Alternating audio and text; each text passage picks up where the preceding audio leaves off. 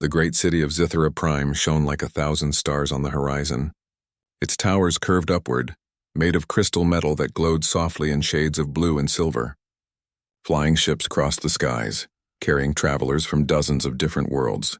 It was the center of the Zitheran Empire, a proud civilization known for its power and beauty. Among the endless crowd of aliens walking through the main plaza, one figure stood out, a human. His name was Ethan Cole, age 24, Earthborn. He was not tall compared to most Zitherans, and his simple dark uniform looked almost too plain in a world of shining silks and energy armor. But there was something quiet and firm about the way he moved. His steps were steady, his eyes calm. He was a man on a mission. Ethan had come as a representative from Earth to attend the Interstellar Trade Summit, where dozens of species gathered to share knowledge and make alliances. It was the first time Earth had been invited. Humanity was still a young civilization among the stars, just a few decades out of its home system, but it was quickly gaining attention for its creativity, adaptability, and courage. Some respected them. Others laughed at them. The Zitherans in particular thought humans were curious creatures, short-lived, emotional, and impulsive. To them, humans were like children playing with advanced tools, and no one believed that more strongly than Princess Lysera, the 19-year-old royal daughter of Zithera's emperor. That morning, Ethan entered the Hall of Mirrors, the grand chamber where the summit's opening meeting was held. The hall was huge, with floating lights and walls that reflected the stars. Dozens of ambassadors, nobles, and scholars stood around crystal tables, their voices humming like an orchestra of languages. When the human entered, conversations paused. Some stared. Others whispered. A few smiled politely, but many looked curious or amused.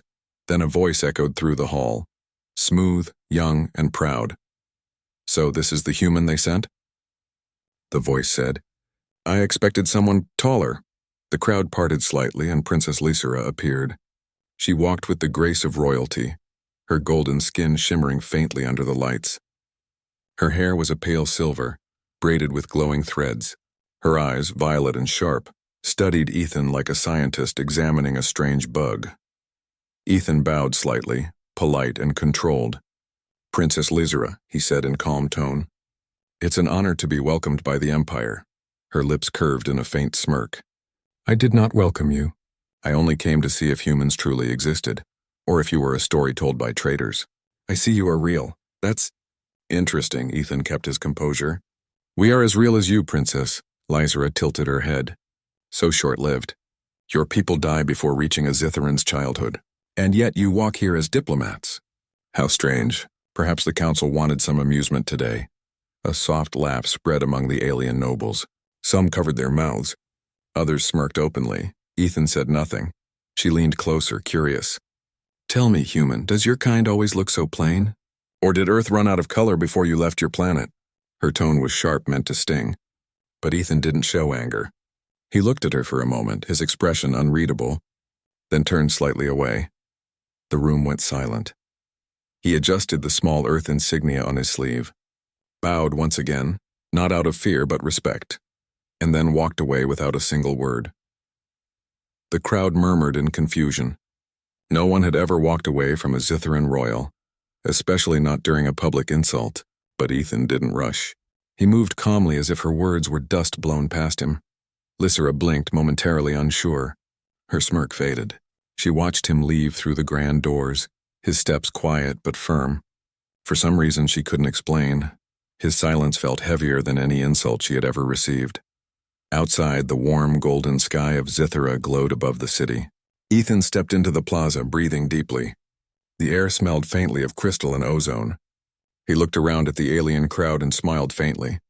He was used to this, used to being underestimated. On Earth, he had been a peacekeeper, a soldier trained for difficult negotiations.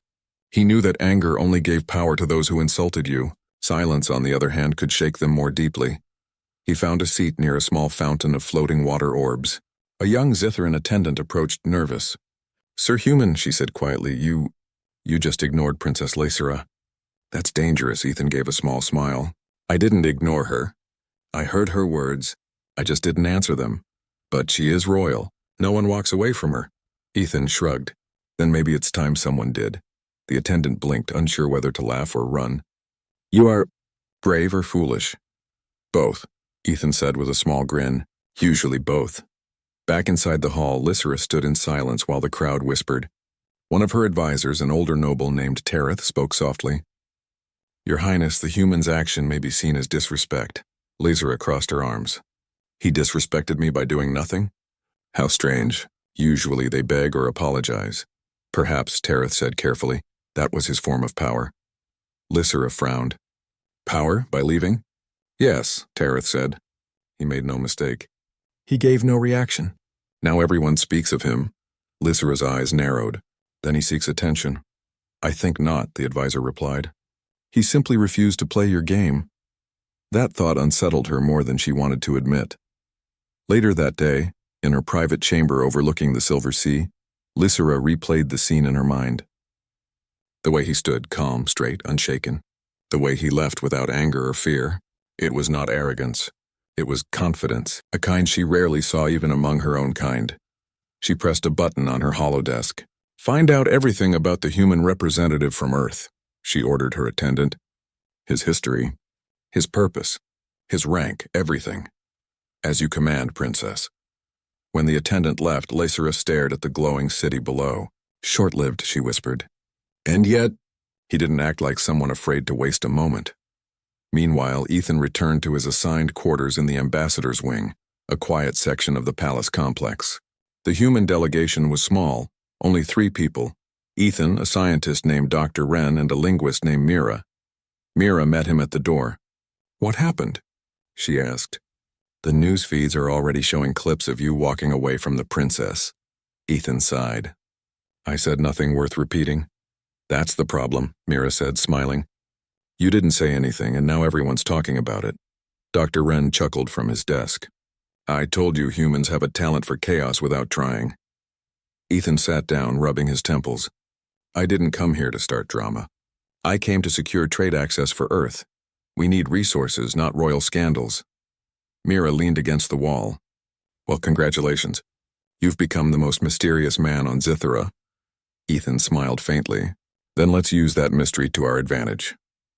That night, far across the shining city, Princess Lysera couldn't sleep.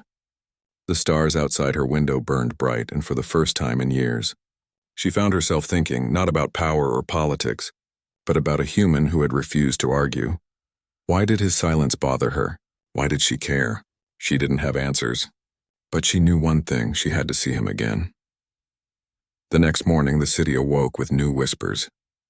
The human had become the talk of Zithera. Some said he was rude. Others said he was bold. Many said he had shown silent strength, a phrase now spreading across HoloNet channels. Ethan ignored it all. He spent his morning studying Zitheran customs, learning their technology, preparing his reports. He wasn't here to make enemies or friends. But fate, it seemed, had already decided that things would not stay simple. Because outside his door, waiting with an unreadable expression, stood Princess Lysera herself. The morning sun rose over Zithera Prime, painting the city in shades of gold and silver. The plaza sparkled as floating vehicles glided across the sky, leaving faint trails of light. Inside the palace, Princess Lysera sat in her private chamber, her violet eyes fixed on a small holographic display. It showed images of the human, Ethan Cole, moving through the city, studying, observing, interacting quietly with the locals. She did not understand why she could not stop thinking about him. It was not just that he had ignored her insult, it was how calm, how steady he had been. None of her other guests had ever dared to walk away without reacting. Not even the leaders of hostile worlds. Lysera tapped the screen. Show me everything about him, she said to her attendant, who bowed and started searching through the palace archives. Yes, Princess. Everything recorded about the human delegation from Earth. While her attendant worked, Lysera paced. Her boots made no sound on the polished crystal floor. She remembered his bow, small, respectful, unassuming. She remembered his eyes, calm like deep water, unreadable. He did not fear her. He did not flatter her. He simply existed in his own space, untouched by the power she thought would overwhelm him. That evening she made a decision. She would see him again, Not in public, where he could be careful and polite, but in private, where she could observe him closely. Meanwhile, Ethan was settling into his quarters. He spread a series of reports across a low table, carefully studying Zitharan trade patterns. He knew that Earth's success in the interstellar market depended on understanding the subtle politics of each species present. "Ethan," said Mira, the linguist, stepping in with a cup of warm tea, "you've been at it for hours. Don't you want to rest?" Ethan shook his head. "I can't. We need to understand Zithara before we present our proposals. And I want to make sure we don't make mistakes that could cost Earth an alliance." Mira poured herself a cup. "You never seem worried about what the aliens think of you." "Sometimes it's better to focus on what matters," Ethan replied. "Let them judge. It does not change the facts." She raised an eyebrow. "You mean even if a princess insults you publicly?" Ethan smiled faintly. "Especially then." Outside the human quarters in the shadowed corridors of the palace, Lysera moved silently. She was not alone. Her personal security drones followed, invisible to most eyes, programmed to keep her safe. She was dressed simply, a pale silver tunic without the usual royal adornments. She wanted to be unnoticed. Lysera observed Ethan as he worked. She noted the way he handled the reports carefully, with attention to detail.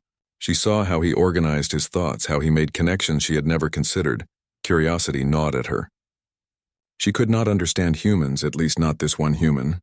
While most species she knew reacted to insult or praise, Ethan remained steady. Nothing seemed to shake him. The next day, the summit expanded into practical demonstrations, a chance for species to show their technology, skill, or intelligence. Humans were invited to participate, though many doubted what they could contribute. After all, Zitharan technology was centuries ahead of Earth's. Ethan approached the demonstration hall with his team. Their setup was simple, a small energy converter they had designed to work with alien power sources. It was modest but efficient and, most importantly, adaptable. A crowd gathered as aliens tested their own devices. Many whispered about the human, clearly expecting him to fail. Lysera watched from above, hidden behind a transparent panel. Her expression was unreadable, but her eyes were fixed on him. When Ethan began his demonstration, he moved with calm precision. He analyzed the alien energy field, made small adjustments, and connected his device. It started to work perfectly, converting the energy with minimal waste. The crowd murmured in surprise. Many had expected failure. Lysera's violet eyes widened slightly. She had expected incompetence or clumsiness, yet the human had solved the problem with ease and logic. Not with arrogance, not with loud boasting, just simple intelligence. After the demonstration, aliens approached him with questions, curious how a species so young could succeed where others failed. Ethan answered politely, carefully explaining his methods. He made no claims of superiority. He only spoke the facts and shared his knowledge. Lysera, observing from a distance, felt a strange mix of irritation and admiration. She hated that she felt admiration. She hated that she could not predict him, could not control him. But she could not deny the truth. Humans, this human, were different. Later, as the crowd dispersed, Lysera decided to approach him. She materialized in the demonstration hall, her usual pride carefully hidden. Ethan looked up when she appeared, calm as always. "Human," she said, her tone measured. "You handled that surprisingly well." Ethan nodded politely. "Thank you, Princess. Your species' technology is impressive." Lysera tilted her head. "Impressive, perhaps, but not without flaws. That is why you succeeded, I think. You see what we miss." Ethan smiled faintly. "Sometimes a fresh perspective helps." Her eyes narrowed. "And yet you ignore the social rules. You did not bow to insult me. You did not respond to my words." Ethan's expression remained calm. "I have nothing to gain from arguing. Respect must be earned, not demanded. I treat all words as information. I do not react to insults." Lysera froze. No one had ever spoken to her this way. Her royal education had taught her that words could control, intimidate, or humiliate. Yet here was a human, refusing to be controlled, refusing to be intimidated. Over the next few days, Lysera continued to observe Ethan secretly. She watched him interact with other delegates, always calm, always fair, never swayed by flattery or insult. She saw him help a Zitharan technician repair a damaged drone using only human logic and basic tools. The technician was amazed. But Ethan merely smiled and returned to his work. For the first time in her life, Lysera began to question her assumptions about humans. They were not weak, not short-lived in spirit. They were persistent. They were clever. They were unafraid to act according to principles, even in a world filled with beings far stronger and older than they were. One night, Lysera spoke quietly to her personal AI. "Why does he not fear me? Why does he not bend to my authority?" The AI's voice was calm. "Princess, humans often operate differently from Zitherans. They value reason and personal integrity over hierarchy. His strength lies in what you cannot take from him, self-control." Lysera frowned. "Self-control, yes. But why does it irritate me so?" "Because it is unfamiliar," the AI replied. "And unfamiliar things often provoke strong emotions." She leaned back, thoughtful. "Then I must see him again closely. Perhaps then I can understand this human." Meanwhile, Ethan remained unaware of the intensity of her attention. He focused on his mission, Earth's interests in interstellar trade, and ensuring that humanity was seen as a competent, reliable partner. He moved quietly through the palace halls, meeting with delegates, analyzing data, and preparing proposals. He had noticed Lysera occasionally in the distance, watching, observing, but he treated her like any other delegate. He made no assumptions, and he did not allow curiosity to distract him from his purpose. One evening, Ethan found a group of young Zithran workers struggling to repair a malfunctioning communication device. It was a delicate machine, far more sensitive than Earth's equipment. The workers were frustrated, arguing in a language Ethan only partially understood. Without hesitation, Ethan knelt beside them. He examined the device, his fingers moving with careful precision. Slowly, he adjusted a few connections, recalibrated the energy flow, and the device hummed to life. The Zitharan workers looked at him in amazement. "You fixed it?" one asked. Ethan smiled. "It needed a slightly different approach. That's all." Lysera, hidden behind a corridor, watched silently. Her heart thumped. She had expected him to fail or to act clumsily. Instead, he solved the problem calmly, without seeking recognition, without arrogance. That night, Lysera could not sleep again. She stared at the stars outside her window. The more she observed Ethan, the more confused she became. He was not afraid. He was not arrogant. He did not seek attention, yet he attracted it naturally. She whispered into the darkness, "Who is he really? And why do I care so much about him?" For the first time, Lysera felt a challenge that was not about politics or pride or power. This human, small, short-lived, fragile in body yet strong in mind, was a puzzle she could not solve. And for someone like her, used to controlling everything, that was frustrating.